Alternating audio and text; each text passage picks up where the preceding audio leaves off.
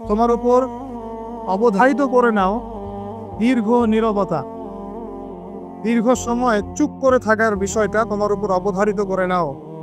ফাইন্নাহু মাকবাদাতুন লিশ-শাইতান, কারণ এই কাজটার মধ্য দিয়ে শয়তান বিতাড়িত হয়ে যায়।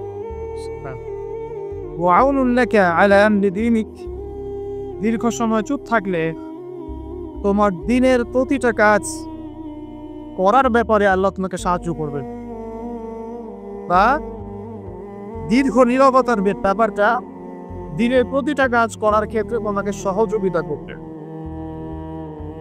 কুলতু, আমি বললাম, জিদনি ইয়া রাসূলুল্লাহ, হে আল্লাহর রাসূল সাল্লাল্লাহু আলাইহি ওয়াসাল্লাম, আমাকে আরো বাড়িয়ে দিন, আরো কিছু বলুন, আরো কিছু ওসিয়ত করুন। ক্বালা, তিনি বললেন, ইয়াকা ওয়া কাসরাতাদ দাহিক, সন্তান থাকবে, বেশি বেশি হাসবে না। ফাইন্নাহু ইউমিতুল কলব, কারণ যারা অধিক পরিমাণে হাসাহাসি করে তাদের কলব মরে যায়, তাদের কলবের মৃত্যু ঘটে। ওয়ায়াযহাবু বিনূরি ওয়াজহি, এবং চেহারার মধ্যে নূর চলে যায়, চেহারায় কোনো জ্যোতি বা নূর থাকে না। কুলতু জিদনি ইয়া রাসূলুল্লাহ, আল্লাহর রাসূল সাল্লাল্লাহু আলাইহি ওয়াসাল্লাম, আমাকে আরো বাড়িয়ে দিন, আরো কিছু ওসিয়ত করুন।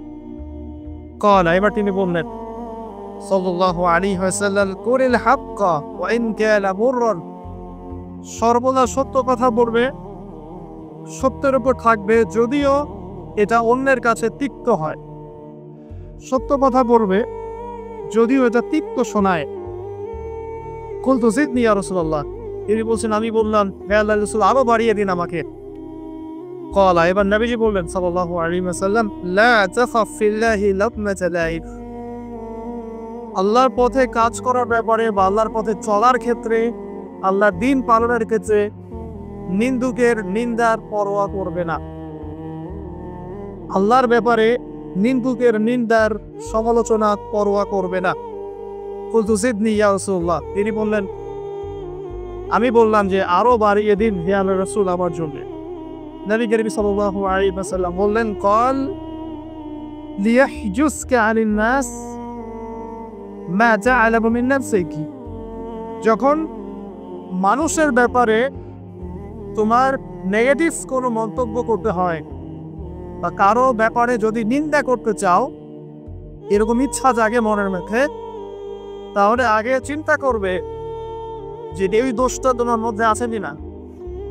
অর্থাৎ নিজের নফসের খেয়ালটা তুমি আগে বেশি নিবে অন্যের নিন্দা করার আগে।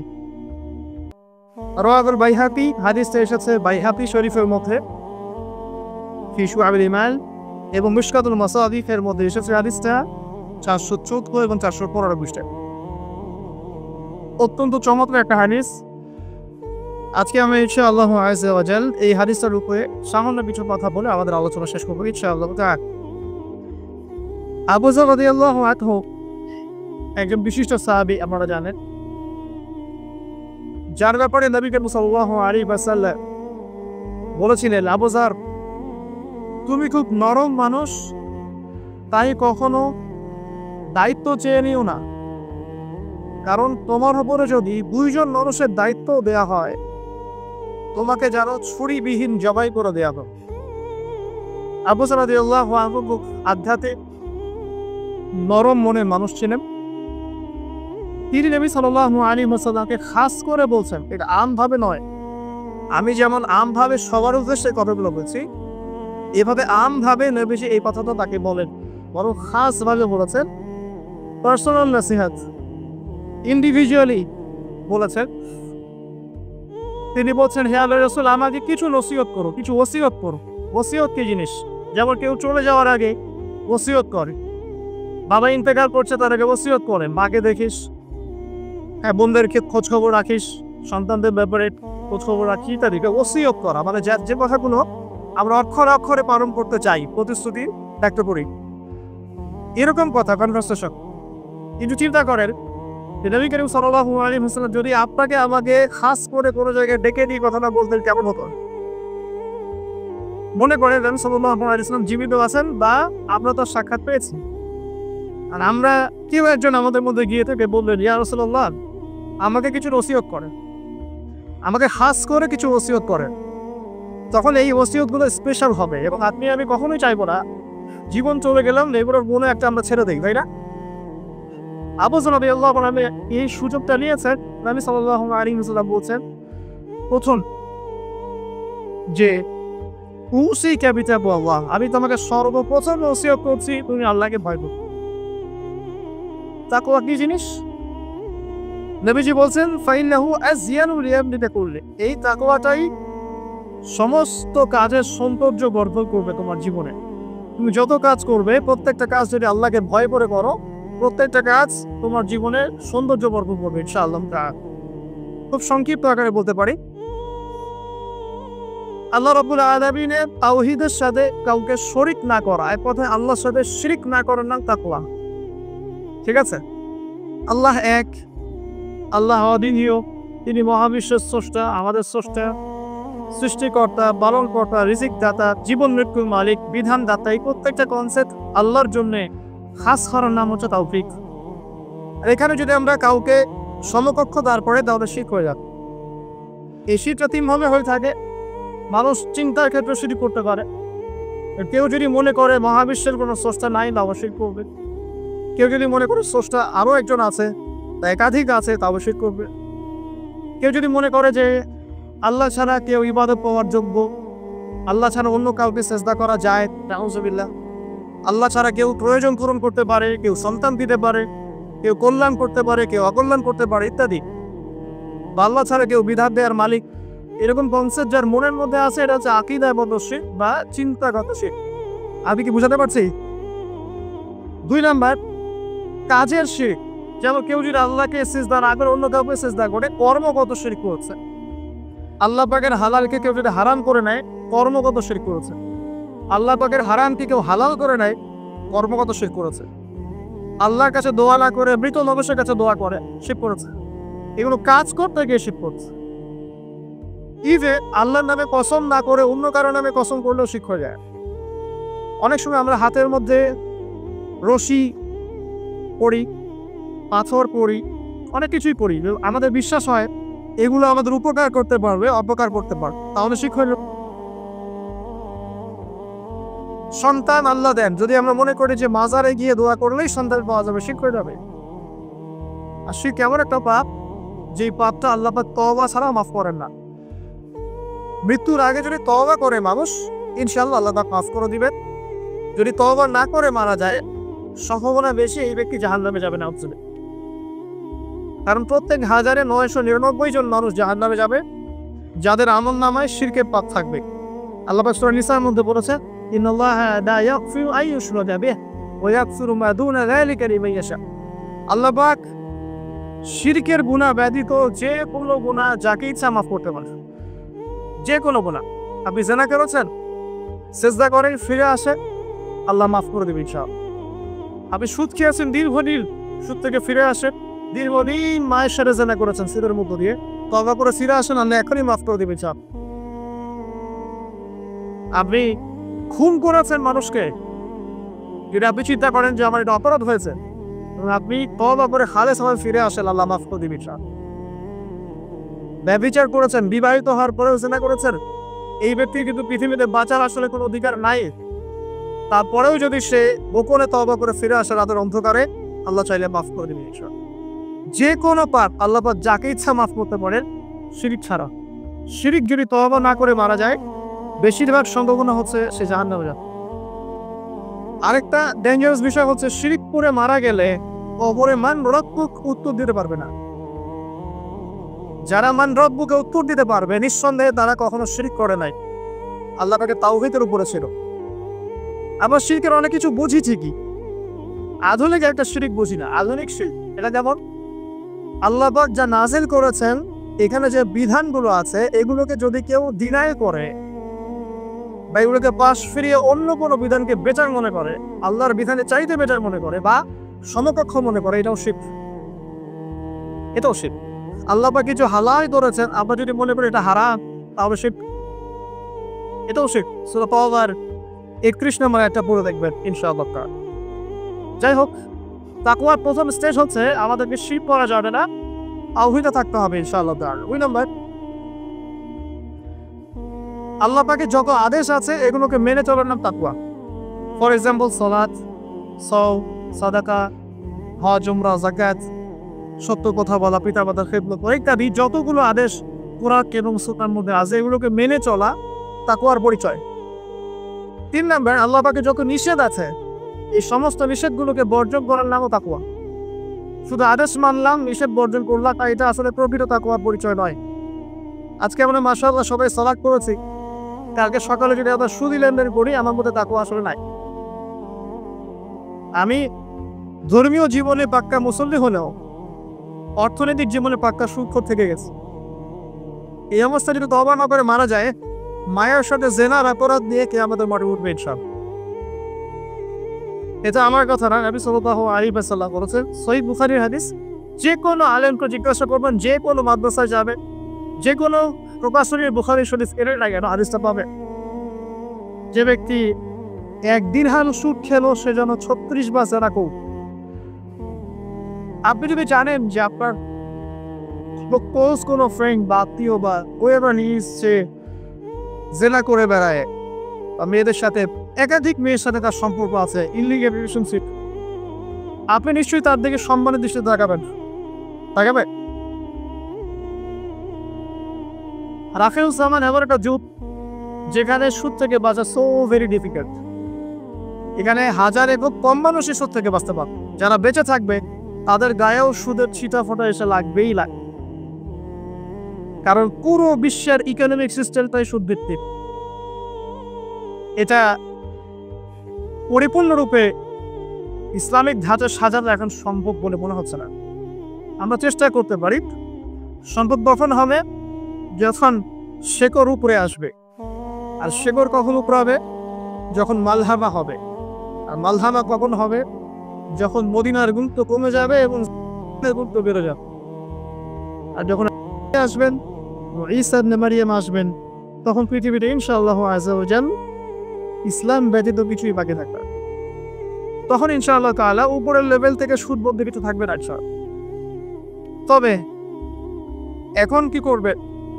ফাত্তাকুল্লাহা মাসতাতাতুম। এখন এতটুকু করবেন, ফাত্তাকুল্লাহা মাসতাতাতুম, তোমরা সাধ্যমতো আল্লাহকে ভয় করো। আপনার সাথে যতটুকু কুলায় এতটুকু আপনি দূরে থাকবেন। পারতে পক্ষে চেষ্টা করবেন সুদ যেন আপনার গায়ে না লাগে। আল্লাহ পাক বোঝার তৌফিক দান করুন, আমিন। বলছিলাম আল্লাহ পাকের নিষেধগুলোকে বর্জন করার নাম তাকওয়া। নামাজ পড়ছি, রোজা রাখছি, যাকাত দিচ্ছি না, এদিকে সুদ খাচ্ছি, হারাম রিলেশনশিপে আছি, বা পরকীয়ায় লিপ্ত আছি, বা মানুষের সম্পদের অধিকার দিচ্ছি না, ব্যবসা করছি। আর ব্যবসা যারা করি আমরা বেশিরভাগই মিথ্যা কথা বলি। আমরা ব্যবসা যারা করি ম্যাক্সিমাম মিথ্যা কথা বলি, মিথ্যা কসম করি। এবং আমাদের এই মিথ্যা কসম ও প্রতারণার কারণে জালেম শাসকের শাসন চাপিয়ে দেওয়া হয় আল্লাহর পক্ষ থেকে। এটা হাদিস এসেছে, যখন ব্যবসায়ীরা প্রতারণা করবে, মিথ্যা কসম করে পণ্য বিক্রি করবে এবং মাপে কম দিবে, সিন্ডিকেট করবে, তখন আল্লাহর পক্ষ থেকে 2টা আযাব আসে। এক, জালেম পদশক্তিকে চাপিয়ে দেওয়া হয় যারা এদের উপর জুলুম করবে। 2, সমাজের মধ্যে দুর্ভিক্ষ নেমে আসে। এগুলো নবী সাল্লাল্লাহু আলাইহি ওয়াসাল্লামের কথা, বদলানোর কোনো সুযোগই নাই। আজও তার কাল হবে, এগুলো ফলে যাবে ইনশাআল্লাহ, কারণ যদি না আমরা আমাদের জায়গা থেকে সরে আসি। তো যারা ব্যবসা করছি অনেকেই মিথ্যা কথা বলেন ম্যাক্সিমাম, এবং মনে করি যে ব্যবসা এগুলো মিথ্যা বলা জায়েজ, এটা ব্যবসার অংশ মনে করি। সৎ ব্যবসায়ী কিয়ামতের দিন নবীগণের সাথে থাকবেন। যারা সৎ ব্যবসায়ী তারা কিয়ামতের মাঠে নবীগণের সাথে হাসর করবেন। ছাঁচে খুঁজে পাবেন না, এখন খুব কম সৎ ব্যবসায়ী পাবেন। যাই হোক, যেটা বলছিলাম ভাই, প্রিয় ভাইয়েরা, যে শুধু আদেশ মানার নাম তাকওয়া হয়, নিষেধটা বন্ধ করতে হবে। আমরা নামাজ, রোজা, হজ, যাকাত সবই করছি মাশাআল্লাহ, ব্যবসায়িক জীবনে মাপে পণ দিচ্ছি, ইকোনমিক লাইফে সুদ খাচ্ছি, আর পলিটিক্যাল লাইফ নিয়ে আমি কোনো কথা বলতে চাচ্ছি না। সেখানে কতটুকু আল্লাহ আর কতটুকু রাসূল আছেন আল্লাহ ভালো জানেন, আল্লাহ বিচার করবেন। আমি মৌলিক কথাগুলো বলছি। দেখেন, ফ্যামিলিগত ব্যাপারে আমরা দেখবেন বাহ্যিকভাবে ইসলামের লেবাস পোশাক আছে যে কি, আর ভিতরে অরিজিনাল ইসলাম নাই। দেখবেন পরিবারে ম্যাক্সিমাম পরিবারের ভিতরে পর্দালায় নামাজি ব্যক্তিরা খুব অভাব। আর নামাজি চিন্তা ভাবনা আপনাকে ফজরের জামাতে আসতে হবে।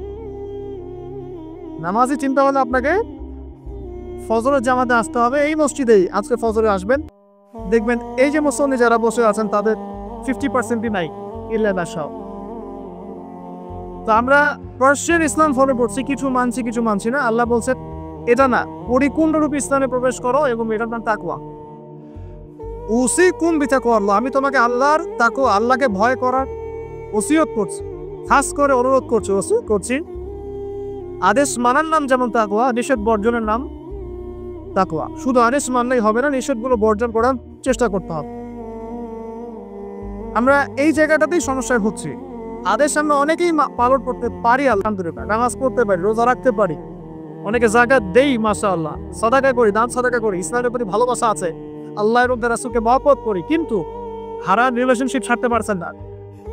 দেখবেন অ্যাফেয়ার ছাড়তে পারছেন না, ফ্রি মিক্সিং ছাড়তে পারছেন না, রিবা ছাড়তে পারছেন না, আপনার পরকীয়া ছাড়তে পারছেন না, অহেতুক এই যে নোংরা অপসংস্কৃতি ছাড়তে পারছেন না। খেয়াল করে দেখেন, স্মোকিং ছাড়তে পারছেন না, মাদক দ্রব্য সেবন ছাড়তে পারছেন না, বাট আপনি ইসলামকে ভালোবাসেন, আল্লাহকে ভালোবাসেন, রাসূলকে ভালোবাসেন। এইটাই মূল সমস্যা আমাদের এখানে। আমি ফিল করি আল্লাহ পাক আমাদের সবাইকে আদেশ মানার সাথে সাথে নিষেধ বর্জন করার তৌফিক দান করুন। 4, আল্লাহ রাব্বুল আলামিনকে হাজির এবং নাজির যার নাম তাকওয়া। হাজির নাজির কেমন? যে আমার জীবনের প্রতিটা স্টেপ আল্লাহ পাক দেখছেন এবং শুনছেন। আল্লাহ পাক আরশে আজিম থেকেই আমাকে দেখছেন, আমাকে শুনছেন প্রতিটা মুহূর্তে, এখন, আজ, কাল, আগামী, অতীত, বর্তমান, ভবিষ্যৎ, সব সময় আল্লাহ আমাকে দেখছেন, শুনছেন। প্রত্যেকটা মুহূর্তে এই কথা যার মাথায় থাকবে তার পাপ করার প্রবণতা কম হবে। পাপ করলেও সে তওবা করে আল্লাহর কাছে ফিরে আসবে। এইসব যদি তার দ্বারা কোনো পাপ হয়েও যায়, আপনি দেখবেন তাকওয়াই তাকে আবার ফিরিয়ে নিয়ে আসবে, সে আল্লাহর কাছে ফিরে আসবে। আল্লাহ পাকে হাজির এবং নাজির যা, এর আরেকটা নাম আছে, সেটা হলো যে ইহসান। এরা হাদিসে জিবরিল নামে একটা হাদিস আছে, সহিহ বুখারী, সহিহ মুসলিমের 9 নম্বর হাদিস, আর মিশকাতুল মাসাবিহের 2 নম্বর হাদিস। ইহসান কি? জিবরাইল আলাইহিস সালাম নবী সাল্লাল্লাহু আলাইহি ওয়াসাল্লাম জিজ্ঞাসা করেছিলেন। তিনি বলছেন, আনতা আবুদুল্লাহ কাআন্নাকা তারাহ ফাইন লাম তাকুন তারাহু ফাইন্নাহু ইয়ারাক। তুমি এমন ভাবে আল্লাহর ইবাদত করবে যেন তুমি আল্লাহকে দেখছো। ওয়াইন লাম তাকুন তারাহু ফাইন্নাহু ইয়ারাক, এবং তুমি যদি আল্লাহকে দেখতে না পাও, তুমি সবসময় মনে রাখবে আল্লাহ পাক তোমাকে দেখছেন। এই কনসেপ্টটার নাম হচ্ছে ইহসান, যেটা আমাকে তাকওয়া দিবে। ইহসান থাকে আমলের মধ্যে। নামাজ পড়ছি, দেখবেন আমাদের মনোযোগ বেশিরভাগই দিকে থাকে না। আল্লাহ ভালো জানে, আমি আপনাদের পার্সোনাল ব্যাপারে ইন্টারফেয়ার করতে চাচ্ছি না, বাট আমার মনে হয় বেশিরভাগ মানুষই থাকে, কারণ বেশিরভাগ মানুষই তো নামাজে যা পড়ছি তার অর্থ জানি না। যখন আপনার সন্তান অসুস্থ হয়েছিল, আপনি হাত উঁচু করে আল্লাহর কাছে কান্নাকাটি করেছেন, তখন আপনার চোখ দিয়ে পানি পড়েছে, কারণ আপনি যা চেয়েছে ফিল করে বলেছেন আল্লাহর কাছে, আপনার চোখ দিয়ে পানি পড়েছে। কতদিন আপনি নামাজের সিজদায় কাঁদতে পেরেছেন? আমি কাঁদতে পেরেছি, ভাবতে হবে। কাঁদতে না পারার কারণ কি? কারণ হচ্ছে আমি নামাজে যা বই তার কিছুই বুঝি না। আমার কাছে নামাজ একটা ফিজিক্যাল এক্সারসাইজের মতো হয়ে গেছে। সরি ফর মাই ল্যাঙ্গুয়েজ, আমি কোনো কিছুকে অবমাননা করতে যাচ্ছি না, অনেক ব্যাপারটা এরকমই হয়ে গেছে। আর আবার বাহ্যিকতা নিয়ে আমরা বেশি ব্যস্ত। হাত কোথায় মারতে হবে? নাভির নিচে না বুকে? তারপরে রফুল এদের করতে হবে কি না, পাইব লাগাবো কি লাগাবো না, আমি জোরে না আসছে, বাহ্যিক বিষয় নিয়ে বেশি গেছে। রুহানিয়াত, যেটা নামাজের ভিতরে রুহ বা আত্মা, ইহসান, মনোযোগ, আল্লাহর সাথে কতটুকু আমি কমিউনিকেট করতে পারলাম, মনের কথা কতটুকু আল্লাহর কাছে ব্যক্ত করতে পারলাম, নামাজে আমি কতটুকু আল্লাহকে ফিল করতে পারলাম, এটা খুব বেশি আলোচনা হয়। অথচ কোনটা মৌলিক বিষয় বলে দেখি? নামাজের এই মারেফতটা কি মূল না? আধ্যাত্মিকতাটাই মূল। আর বাহ্যিক বিষয়গুলো তো আল্লাহ পাক দেখছেন, নেগিয়ে দিবেন ইনশাআল্লাহ। তো এই যে প্রাণহীন ইবাদত হচ্ছে, রোজা রাখছি, রোজার মর্ম বুঝতে পারছি না। হজ করে আসলো, হাজি সাহেব টাইটেল হলো ঠিকই, কিন্তু হজের মূল মর্ম, ইব্রাহিমের চেতনা, সে শিখে আসতে পাবো। সাই করছে সাফা মারওয়া, সে ফিল করতে পারলো না এটা হাজরা আলাইহিস সালামের সুন্নাহ। এই যে আমরা কুরবানি করলাম, ম্যাক্সিমাম আমাদের মধ্যে ফিল করতে পারি নাই এটা হচ্ছে ইব্রাহিম আলাইহিস সালামের সেই কুরবানি যেটা তুমি ছেলেকে করতে চেয়েছিলেন। এই চেতনাটা আসলো না। তো রসকসহীন ইবাদত কতটুকু কবুল হয়, প্রাণহীন ইবাদত কতটুকু উপরে পৌঁছে, আল্লাহ ভালো জানে। তো যে বিষয়টা নিয়ে এই কথাটা বললাম, ইহসান হচ্ছে সেই জিনিস যেটা আমাকে মনে করাবে আমি আল্লাহকে দেখছি, শুনছি, বা আল্লাহ আমাকে দেখছেন এবং শুনছেন। এর জন্য প্রয়োজন আপনি ইবাদতে যা যা করছেন, যা যা বলছেন, এর অন্তত অর্থটুকু বোঝা। তাহলে আপনার ইনশাআল্লাহ মনের মধ্যে সেই ফিলিংসটা আসবে ইনশাআল্লাহ। ফর এক্সাম্পল, আপনি নামাজে দাঁড়িয়ে পড়ছেন, ওয়ানুনাজ্জিলু মিনাল কুরআন মা হুয়া শিফাউ ওয়া রাহমাতুল লিল মুমিনিন ওয়া লা ইয়াজিদু যালিমিনা ইল্লা ফাসা। এই আয়াতের অর্থ কতজন জানেন? একটু হাত উঁচু করে দেন। যারা জানেন তারা যদি আয়াতটা কোরআনে নামাজের মধ্যে পড়েন, তারা মনোযোগ বেশি পাবে। স্বাভাবিক। অর্থ হচ্ছে কোরআন আমরা নাজিল করেছি, এই কোরআনের মধ্যেই আছে শিফা বা আরোগ্য এবং মুমিনদের জন্য রহমত। যখন আপনি বুঝতে পারলেন তখন কি নামাজে মনোযোগ পারবে না? সুবহান রাব্বিয়াল আলা বলছেন, সর্বোচ্চ আমার রব সর্বোচ্চ সুউচ্চ, তখন আপনার মনোযোগ পারবে না?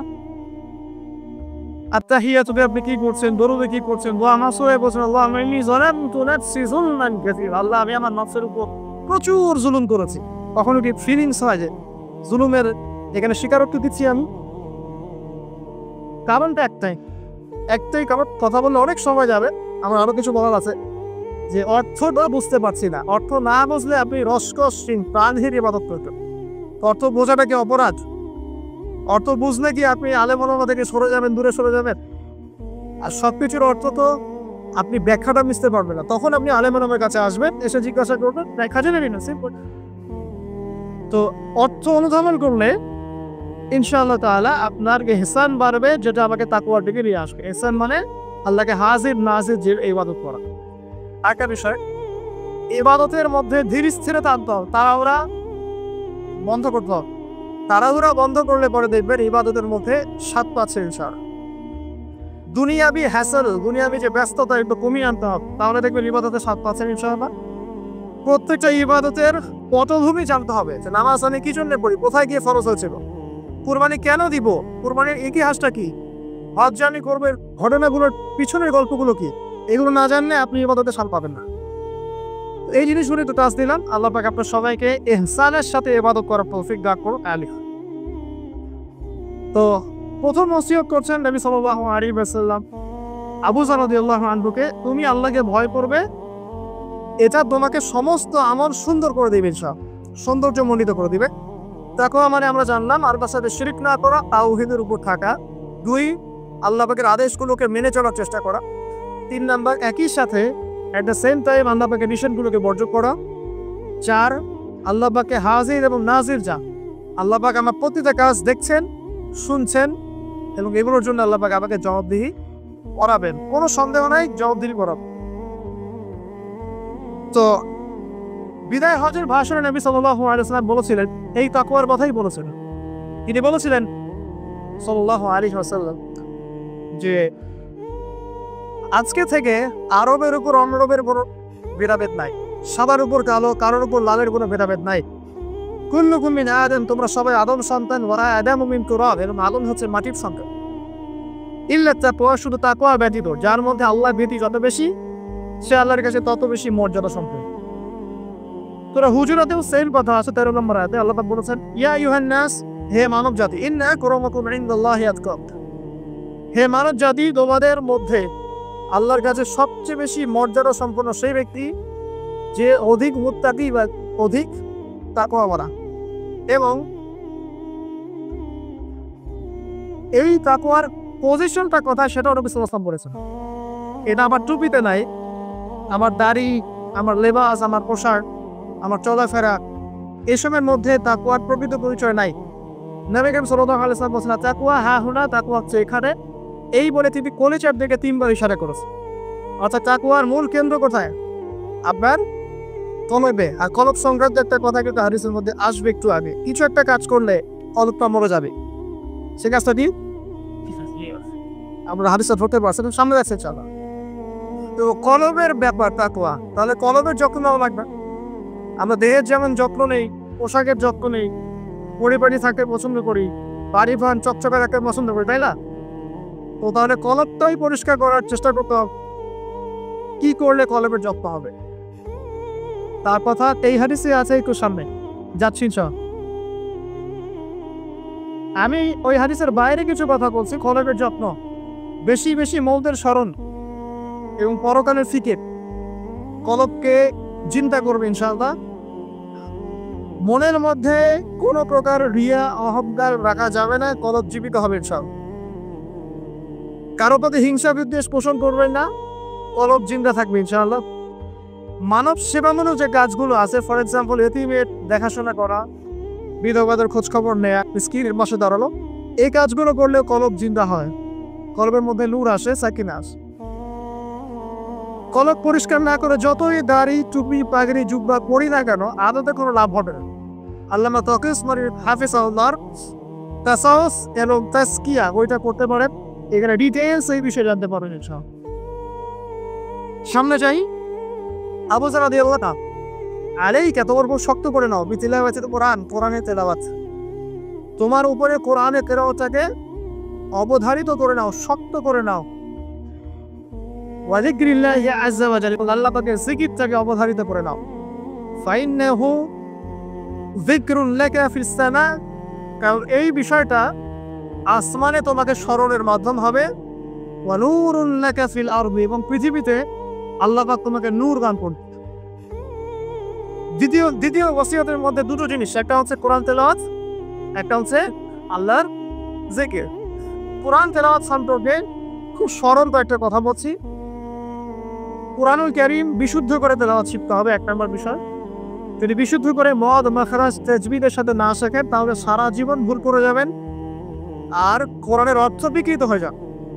আপনার অজান্তেই এমন অর্থ চলে আসবে যা আপনি মোটেও কল্পনা করেননি এবং কামনাও করেন নাই। আপনি বলছেন ফর এক্সাম্পল যে আলহামদুলিল্লাহ রাব্বিল আলামিন, অর্থ সুন্দর, সমস্ত প্রশংসা আল্লাহর জন্য যিনি বিশ্বজাহানের প্রতিপালক। হ্যাঁ, এর উচ্চারণ ভুল করেছেন, বলেছেন আলহামদুলিল্লাহ রাব্বিল আলামিন, অর্থ বিকৃত হয়ে গেছে। অর্থ হচ্ছে সমস্ত নিন্দা বিশ্বজাহানের প্রতিপালক আল্লাহর জন্য, নাউজুবিল্লাহ। বলেছেন কুলি ইয়া আইয়ুহাল কাফিরুন, হে কাফেররা, লা আ'বুদু মা তা'বুদুন, আমি তার ইবাদত করি না যার ইবাদত তোমরা করো। অর্থ ঠিক আছে, ঈমান তাওহীদ আছে। অথচ আপনি যদি বলেন কুলি ইয়া আইয়ুহাল কাফিরুন লা আ'বুদু মা তা'বুদুন, বাস গন কেস। অর্থ কি হবে ভাই? আমি অবশ্যই তার ইবাদত করি, চার ইবাদত তোমরা করো, কাফেররা তোমরা করো। এটা ঈমান না কুফর? একটা মদের কারণে আপনার পার্থক্য। এক বাক্যে বলে ফেলছি, যেভাবেই হোক, যত সময় লাগুক, যে বয়সেই থাকেন, বিশুদ্ধ করে কোরআন তেলাওয়াত না শিখে মৃত্যুবরণ করবেন না, ওয়াদা করে আল্লাহ। যে বয়সেই হন, যেখানেই পড়ে, যে প্রফেশনেই থাকে, যত গরিবই হন, যত বড়লোকই হন, যাই হন, হুয়েভার ইউ আর, কোরআন তেলাওয়াত বিশুদ্ধ করে না শিখে কবরে যাবেন না, ওয়াদা করেন। আর সারা জীবনে যা করেছেন, যত কিছু শিখেছেন, আপনার সায়েন্স, আপনার আর্টস, আপনার commerce, medical science, engineering, BCS career, যা কিছু করেছেন, সব কিছু বৃথা হয়ে যাবে যদি পরকালে আপনি পুলসিরে পারবেন না। আর আল কুরআনুল হুজ্জাতুল লাকা আলাইহি, কোরআন হয় তোমার পক্ষে দলিল হবে, না হলে বিপক্ষে। যারা কোরআন বিশুদ্ধ করে তিলাওয়াতও করতে শিখছে না, কোরআন কি তার পক্ষে দলিল হবে বলে মনে হয়? আল্লাহ পাক আমাদের সবাইকে তৌফিক দান করুন, আমিন। তিলাওয়াতটা অ্যাটলিস্ট 3 সেকেন্ড, অর্থ বোঝেন আর নাই বোঝেন, আমি আবারও স্পষ্ট করেই বলছি। স্পষ্ট করে বলার পরেও কিছু মানুষের কেন জানি চুলটারি থামে না, আমি জানি না, তবে এটা নিয়ে আমার মাথা ব্যথা নাই। আমি স্পষ্ট করে আবারও বলছি, কোরআন বিশুদ্ধ করে তেলাওয়াত করলে প্রত্যেক হরফে 10 নেকি পাবেন। কোরআন আপনার পক্ষে সুপারিশ করবে ইনশাআল্লাহ, আল্লাহ আপনাকে নূর দিবে, ঠিক আছে? এবং কোরআনের সুপারিশ কবুল করা হবে, আল্লাহ পাক আপনাকে জান্নাত দিবেন ইনশাআল্লাহ। এবং আলিফ লাম মিম পড়লে 30 নেকি হয়ে যায়, 3 নেকি বা 10 নেকি না, আলিফ লাম মিম পড়লে 3টা হরফে 30 নেকি হয়ে যায়। বিশুদ্ধ করে কোরআন তেলাওয়াত করলেন, অর্থ বোঝেন বা না বোঝেন, আপনি প্রত্যেক হরফে 10 নেকি।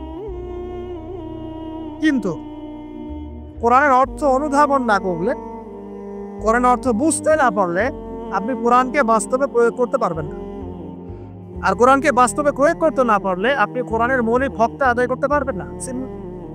তাই অর্থ না বুঝে যদি সারা জীবন কোরআন তেলাওয়াত করে যাই, কোরআন তেলাওয়াতের নেকি হবে ঠিকই, প্রত্যেক হরফে 10 নেকি হবে ঠিকই, কোরআন আপনাকে সুপারিশও করতে পারে, বাস কোরআনের প্রকৃত অর্থটা দুনিয়াকে আদায় হয়নি।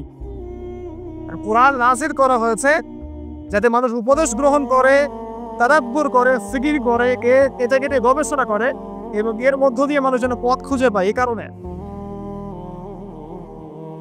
আপনার স্কুল, কলেজ, ইউনিভার্সিটিতে যা পড়ছেন এগুলো সব যদি ফার্সি ভাষায় হতো বা টার্কিশ ভাষায় হতো বা ধরেন রাশিয়ান ভাষায় হতো এবং আপনি এগুলো অর্থ জানেন না, শুধু পড়েন আর মুখস্থ করেন, তাহলে কি আপনি আদৌ পরীক্ষা পাস করতে পারবেন?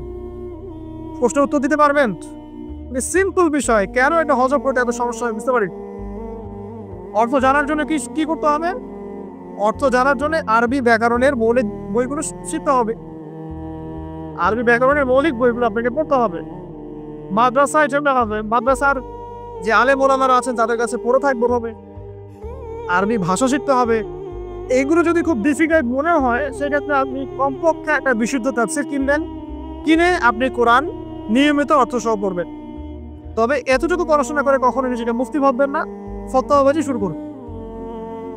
এটা গুরুত্বপূর্ণ নসিহত, কারণ অনেকে আবার অর্থ পড়ে ফতোয়া দেওয়া শুরু করে।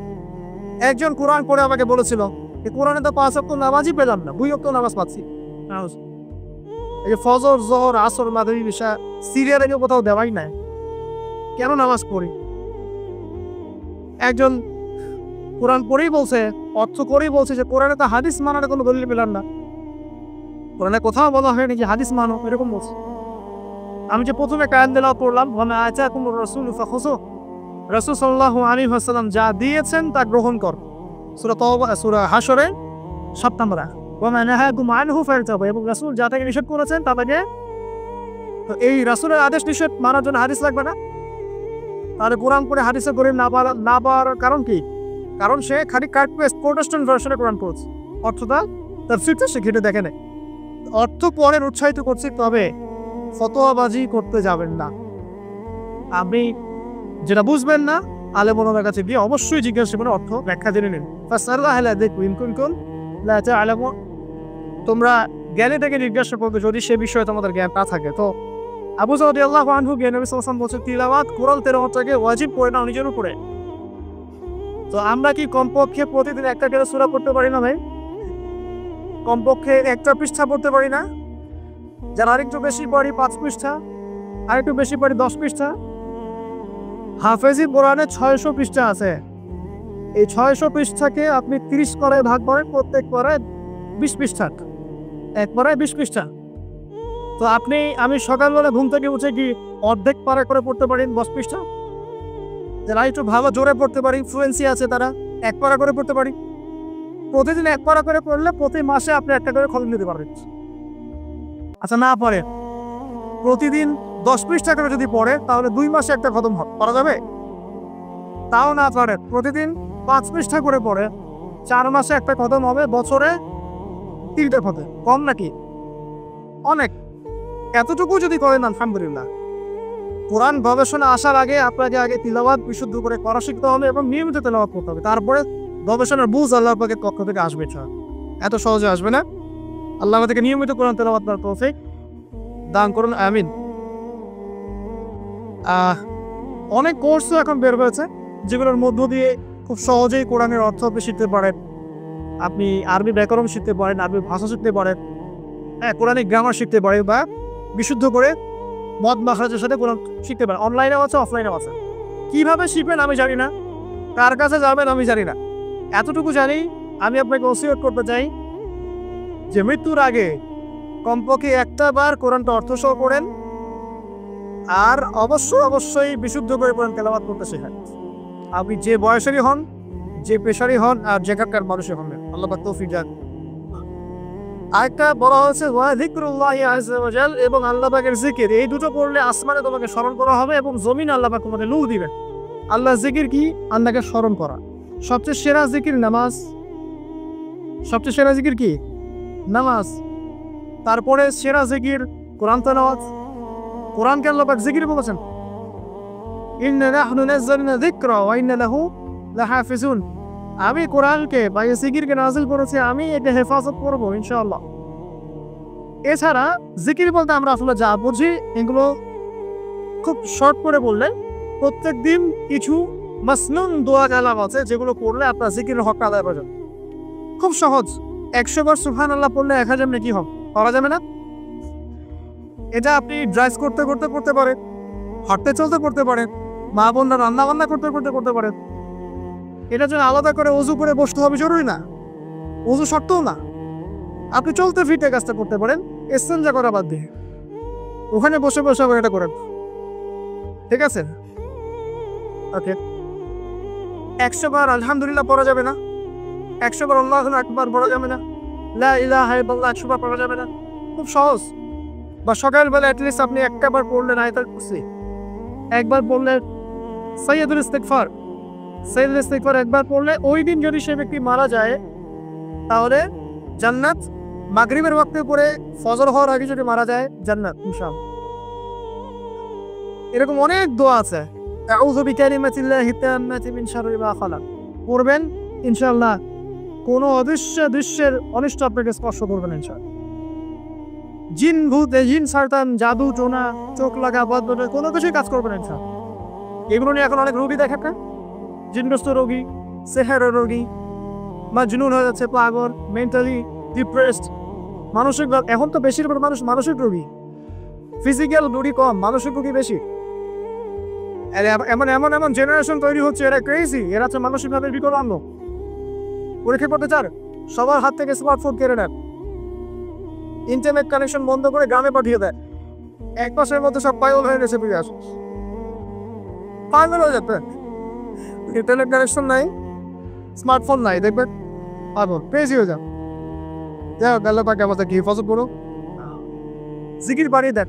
একটা জিকির আছে, সুবহানাল্লাহি ওয়া বিহামদিহি আদাদা খালকিহি ওয়া রিদা নাফসিহি ওয়া জিনাতা আরশিহি ওয়া মিদাদা কালিমাতিহি। যে ব্যক্তি এটা 3 বার করবে, ফজরের পর থেকে নিয়ে সূর্য ওঠা পর্যন্ত বসে বসে যদি আল্লাহ জিকির করতেন, যে নাকি হতো এতটুকু পড়লে সে নাকি হয়ে যাচ্ছে। আপনি যদি প্রতিদিন হজ করতে চান, উমরা করতে চান, ইশরাকের নামাজ পড়বেন জামাতে ফজর পড়ার পর, একটা হজ একটা উমরা নাকি পাবেন। আর অনেক জিকির আছে, আমি শর্ট করে বলে দিই। হিসনুল মুসলিম একটা বই আছে, কি নাম? হিসনুল মুসলিম। এই বইয়ের মধ্যে সব জিকির দেয়া আছে, বিশুদ্ধ সনদে আছে, কোনো সমস্যা নেই। এই জিকির আজকারগুলো বাড়িয়ে রাখ। আল্লাহ পাক পরিষ্কারটাই পরকালের অস্তিত্ব আপনাকে বোঝাচ্ছে, এবং আল্লাহ পাক যে টাইম ফ্রেমের ঊর্ধ্বে অবস্থান করছেন এটা আমাদেরকে বোঝাচ্ছে। এটার হাদিসও আছে, যা আবিষ্কার করা হয়েছে প্রথম আসমানের বিষয়, এরকম আরো 2, 3, 4, 5, 7টা আসমান আছে, এবং সপ্তম আসমানের উপরে আছে মহাসাগর, তার উপর আছে কুরসি, তার উপর আরশে আজিম, তার উপরে আল্লাহ রাব্বুল আলামিন। আল্লাহ পাক এই টাইম ফ্রেমের ঊর্ধ্বে, আল্লাহ পাকের কাছে সবই অতীত, সবই বর্তমান, সবই ভবিষ্যৎ, এগুলো ঊর্ধ্বে আল্লাহ পাক। অতীত বর্তমান ভবিষ্যৎ আল্লাহ পাককে গ্রাস করতে পারে না, আল্লাহ পাক এগুলো ঊর্ধ্বে আছেন। অনেক ব্যাপার আছে, ইনশাআল্লাহ এটা নিয়ে আমি পরে কথা বলবো আজকে। তো যাই হোক, আসমানে আপনাকে স্মরণ করা হবে, তার মানে আসমানেও আল্লাহ পাকের সৃষ্টি আছে যারা আপনাকে স্মরণ করবে। আল্লাহ পাক আপনি স্মরণ করবেন ইনশাআল্লাহ। এবং পৃথিবীতে আপনাকে নূর দেওয়া হবে। নূর মানে কি? আলো। আলো তখন লাগে যখন অন্ধকার দূর করতে হয়, এই তো অন্ধকার দূর করতে আলো লাগে। পৃথিবীতে অন্ধকার আছে, এখানে অন্ধকার বলতে কি বোঝানো হয়েছে? রাতের অন্ধকার, জাহেলিয়াতের অন্ধকার। কিসের অন্ধকার? চারিদিকে জাহেলিয়াত নাই, সুদ ঘুষ জেনা ব্যভিচার জাহেলিয়াত দিয়ে ভর্তি না? এই জাহেলিয়াত দূর করতে হলে আপনার টর্চ লাইট লাগবে, নূর লাগবে। সেই নূর আল্লাহ পাক আপনাকে দিবেন যদি আমি কোরআন তেলাওয়াত করি এবং আল্লাহর জিকির বাড়িয়ে দিই। আল্লাহ পাক আমাদেরকে সবাইকে নূর দান করো, আমিন। এরপরে ওসিয়ত ছিল, শর্ট করে নিচ্ছি। তিনি বলেন, খুলতু ইয়া রাসূলুল্লাহ জিদনি, আমাকে আরো বাড়িয়ে দিন হে আল্লাহর নবী। তিনি বলছেন খুব ইম্পর্টেন্ট কথা, আলাইকা বিতুরিস সামতি, দীর্ঘ সময় নীরবতা অবলম্বন করার ব্যাপারে আমি তোমাকে ওসিয়ত করছি, এটা তোমার উপরে ওয়াজিব করে। দীর্ঘ সময় চুপ করে থাকাটা মারেফাতের পরিচয়। যখন আপনি চুপচাপ থাকবেন, খুব বেশি কথা বলবেন না, বেশি অপ্রয়োজনীয় কথা বলবেন না, প্রয়োজনীয় কথা বলবেন, আল্লাহর পক্ষ থেকে আপনার কলবের উপরে ইলম আসবে, ইলমে লাদুন্নি আল্লাহর পক্ষ থেকে আসবে ইনশাআল্লাহ। দেখবেন ঠান্ডা মাথায় চিন্তা করলে সুন্দর গোছানো চিন্তা করা যায় না, এলোমেলো হবে না চিন্তাগুলো তো। এবং যদি আমরা বেশি ব্যস্ত থাকি, বেশি কথা বলি, তখন কিন্তু চিন্তাগুলো এলোমেলো হয়ে যায়। এটা বলা হচ্ছে প্রয়োজনীয় বিষয়গুলোর ক্ষেত্রেও কথার ক্ষেত্রে সতর্কতা অবলম্বন। তাহলে অপ্রয়োজনীয় যে কথাগুলো আছে, যে গীবত, পরনিন্দা, পরচর্চা, অহেতুক মিউজিক শোনা বা অহেতুক কাব্য চর্চা, অহেতুক উপন্যাস, এগুলোর কি মূল্য আছে দাও?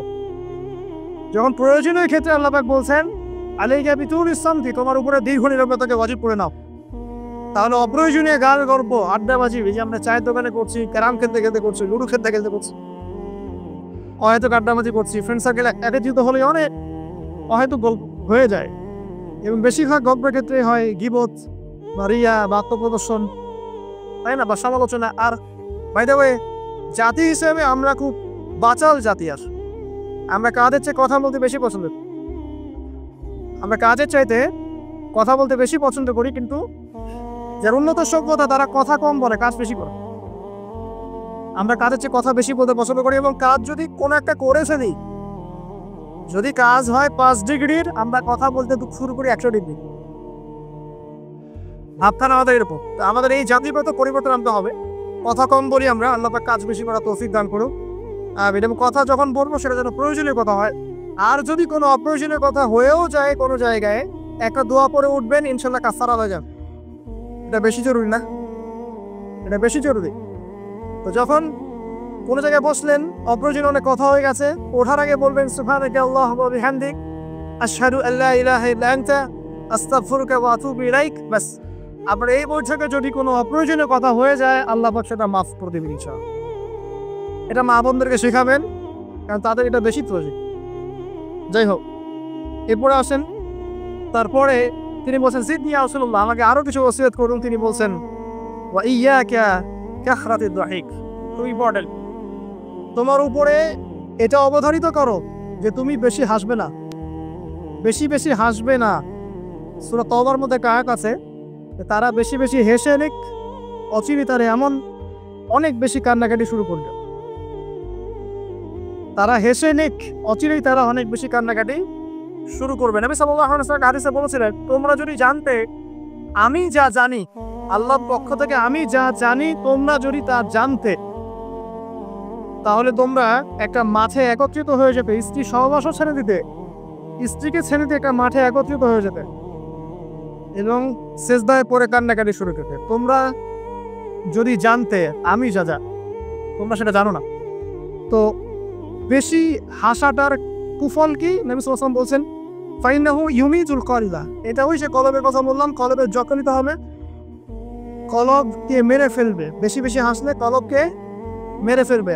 আবার এখন থেকে কিছু ব্যায়ামের অ্যাসোসিয়েশন বের হয়েছে, এরা সবাইকে হাসায় হো হো করে, এরা সবাইকে হো হো করে হাসায়, বলে জোরে জোরে হাসলে হার্টের অসুখ কম হয়। আর আল্লাহ রাসূল বলছেন যারা বেশি বেশি হাসে এদের কলব মরে যায়। নবীজি কেমন করে হাসতেন? নবী সাল্লাল্লাহু আলাইহি ওয়াসাল্লাম মুচকি হাসতেন, তিনি হাসতেন। এমনকি বলা হচ্ছে হাদিসে, নিজের দিনী ভাইয়ের সাথে, মুসলিম ভাইয়ের সাথে হাসি মুখে সাক্ষাৎ করলে নেকি হয়, আবার নামে নেকি খাবার।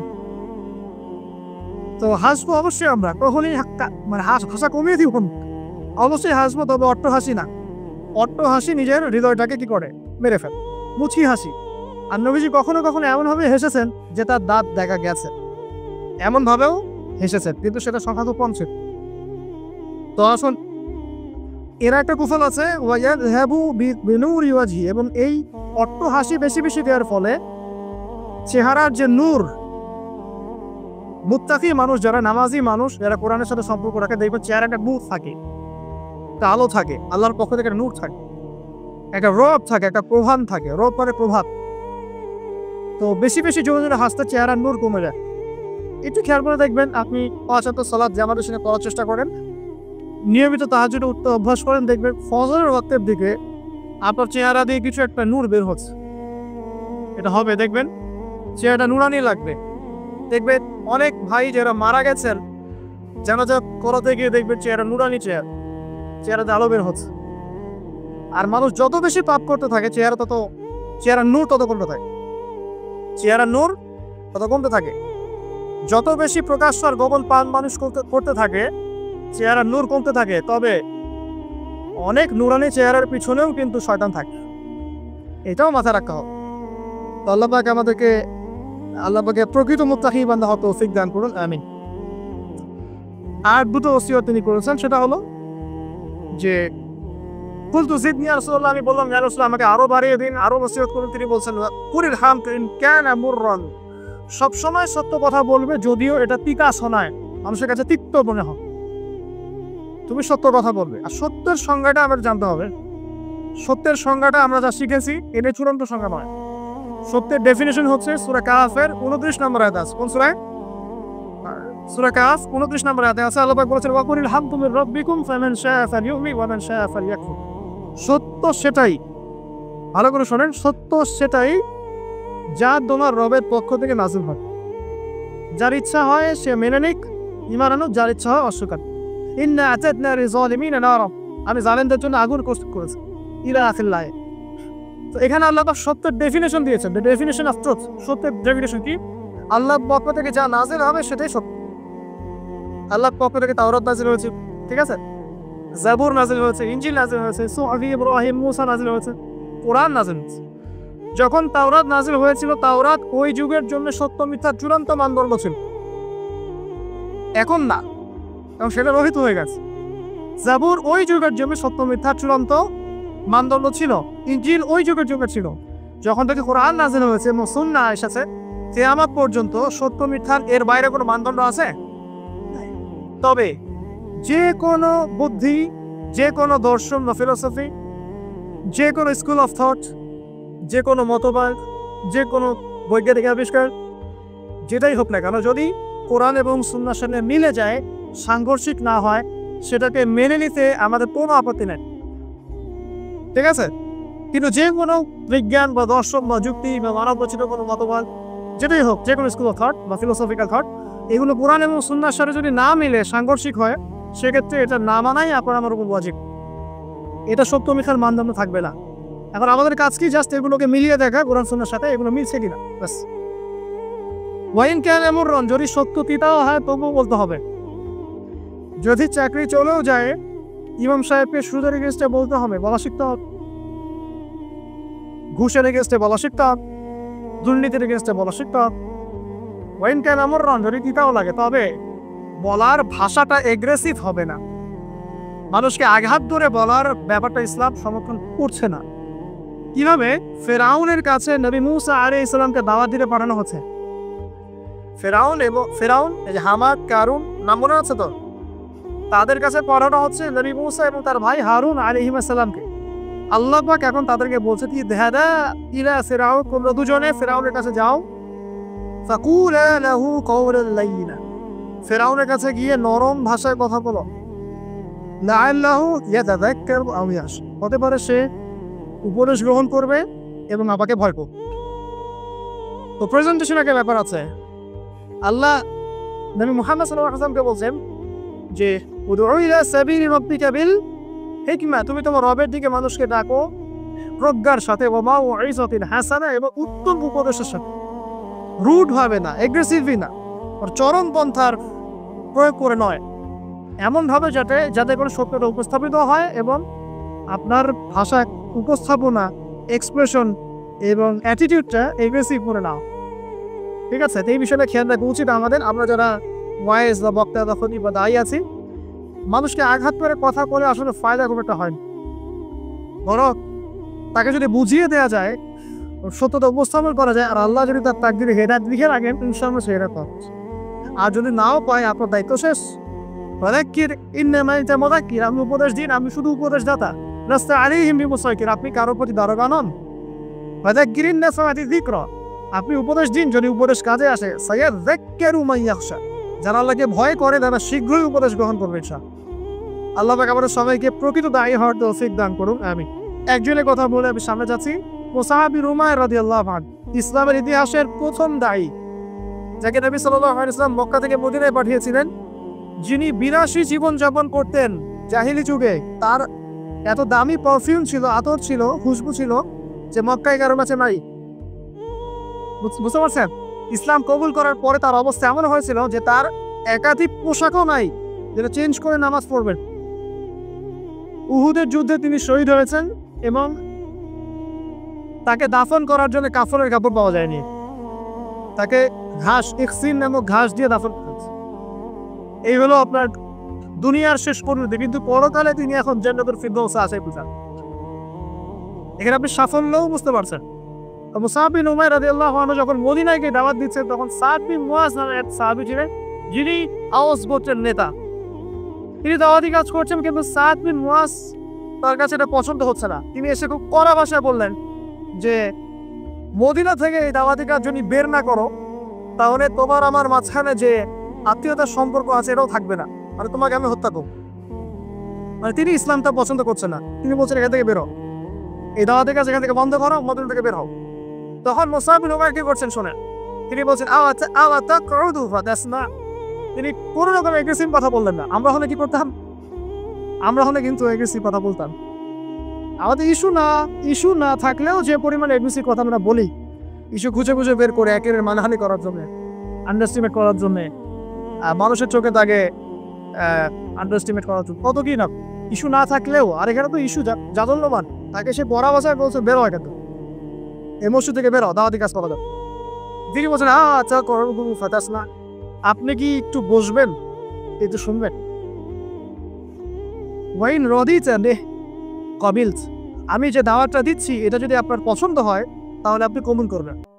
ওয়াইন ক্যারিহিতা, যদি আপনি এটা অপছন্দ করেন, আজান আন কামাতানা, তাহলে আপনি যেটা অপছন্দ করছেন এটা আপনাকে বেরিয়ে চলেন। কত ডিপ্লোম্যাটিক অ্যান্সার, যে আমি যে দাওয়াতটা দিচ্ছি এই দাওয়াতটা যদি আপনার পছন্দ হয় আপনি কবুল করেন, যদি না হয় তাহলে আমি এখান থেকে চলেন। এবার তিনি বসলেন, তাওহীদের কথা শোনালেন, লা ইলাহা ইল্লাল্লাহ দাওয়াত দিলেন, ইসলামের সব বেসিক জিনিসগুলো বোঝালেন। সাদ বিন মুআজ রাদিয়াল্লাহু আনহু ইমিডিয়েটলি ইসলাম কবুল করলেন এবং তার মধ্য দিয়ে 80টা পরিবার ইসলাম কবুল করলেন। এই হচ্ছে দায়ী ক্যারেক্টার হওয়া উচিত। আল্লাহ পাক আমাদেরকে তার মতো দায়ী হওয়ার তৌফিক দান করুন, আমিন। তো যেটা বলছিলাম যে সত্য উপস্থাপন করতে হবে, তবে মাউইজাতুল হাসানা, হিকমার সাথে, প্রজ্ঞার সাথে এবং যুগোপযোগীভাবে কোরআন সুন্নাহকে হাতে নিয়ে ওয়ার্ল্ডকে ডিল করার মতো জ্ঞান থাকতে হবে। সর্বশেষ নবী সাল্লাল্লাহু আলাইহি ওয়াসাল্লাম যে ওসিয়ত করছেন সেটা হলো, তিনি বলছেন, লা তাখাফ ফিল্লাহি লাওমাতা লাইম, হে আবু যাও, আল্লাহর পথে চলার ক্ষেত্রে নিন্দুকের নিন্দা কোনো পরোয়া করবে না। আল্লাহর পথে যখন তুমি চলতে শুরু করবে, কোন চলা? প্রকৃত চলার কথা বলছি, কথিত চলার কথা বলছি না। আমরা কিন্তু ম্যাক্সিমাম কথিত চলি, প্রকৃত চলার কথা বলছি। মানে ইসলামের বেসিক প্রতিটা বিষয় আপনি মেনে চলেন, এটা প্রকৃত চলা। এবং নিষেধ, বেসিক নিষেধ সব ছেড়ে দেয়, এর না প্রকৃত চলা। আর কথিত কি? মানে এদিকেও আছে এদিকেও আছে, মানে যখন যেদিকে বাতাস সেদিকে ফ্লোর, ঠিক আছে? পাবলিক দেখলো, একটা ফতোয়া দিলাম, পাবলিক চেতে গেল, ফতোয়া চেঞ্জ করে দিন, মুযাবযাবিনা বাইনাহুম। তো প্রকৃত চলা, যখন তুমি প্রকৃত রূপে আল্লাহর পথে চলবে, তখন মানুষ তোমার নিন্দা করবে, সমালোচনা করবেই। মানুষ নিন্দা করবেই, সমালোচনা করবেই। এটা নবীগণের সুন্নাত। নূহ আলাইহিস সালাম থেকে শুরু করে মুহাম্মদ সাল্লাল্লাহু আলাইহি ওয়াসাল্লাম পর্যন্ত এমন কোনো নবী নাই যাকে তার কওম তিরস্কার করে নাই, বের করে দেয় নাই, অত্যাচার করে নাই। কোনো কোনো ক্ষেত্রে নবীদেরকে হত্যা পর্যন্ত করা হয়েছে। তো নবীগণের যে নিষ্পাপ কোনো মানুষ আছে, তাহলে তাদেরকে এই ভোগান্তি কেন পোহাতে হলো? তারা কি আমার হচ্ছে অন্য কোনো ইসলাম ফলো করতেন? তাহলে আমরা এমন কোনো ইসলাম ফলো করছি যেটা করে আমাদের সব ঠিক থাকে, চাকরিও যায় না, পরিবারে সব ঠিক থাকে, এদিকে আমি ব্যবসাও লাভ উন্নতি করছি, ঠকাচ্ছি, আবার আমার হজমও ঠিক আছে, মাশাআল্লাহ। সো এমন ইসলামের কথা বলা হচ্ছে এখানে, যে ইসলাম পালন করলে পরিপূর্ণ ইসলাম যারা পালন করছে না, এরা তখন আপনাকে নিন্দা করবে, সমালোচনা করবে, আপনাকে তিরস্কার। এটা শুরু হবে আপনার পরিবার থেকে। আপনি টোটাল ইসলাম ফলো করার চেষ্টা করেন, আপনার পরিবার থেকে বাধা শুরু হবে ফার্স্ট অফ অল, এখান থেকে। তারপরে সমাজ মেনে নিবে না, তারপরে দেখা যাবে ধর্ম নেতারা মেনে নিবে না। প্রচলিত একটা সিস্টেম চলছে, আপনি এসে একটা নতুন কিছু বলছেন, তখন এরা মেনে নিবে না, যে নতুন বিষয়টা অবশ্যই কোরআন সুন্নাহর সাথে মিল আছে। তারপরে সর্বোচ্চ লেভেল ফিরআউন, নমরুদ, এটা পরে, ওটা সবার আগে আসবে। তবে নবী তো বলছেন সাল্লাল্লাহু আলাইহি ওয়াসাল্লাম, লা তাখাফা ফিল্লাহি লাওমাতা লাইম, কোন নিন্দুকের নিন্দা বা সমালোচনার পরোয়া করবে না। মনে রাখবেন, যারা বীর তাদের গায়ে আঘাতের চিহ্ন থাকে, যারা কাপুরুষ এদের গায়ে কখনো আঘাতের চিহ্ন থাকে। আর যারা ইসলাম ফলো করেও খুব পুত পবিত্র থাকতে চায়, ডানেও যাবো না বামেও যাবো না, এভাবেই সব চলবে, তাদের ইমান, ইসলাম এবং ইহসান নিয়ে নতুন করে ভাবার সামনে এসেছে এখনো। আল্লাহ পাক আমাদেরকে প্রকৃত ইসলাম ফলো করে তৌফিক দান করুন।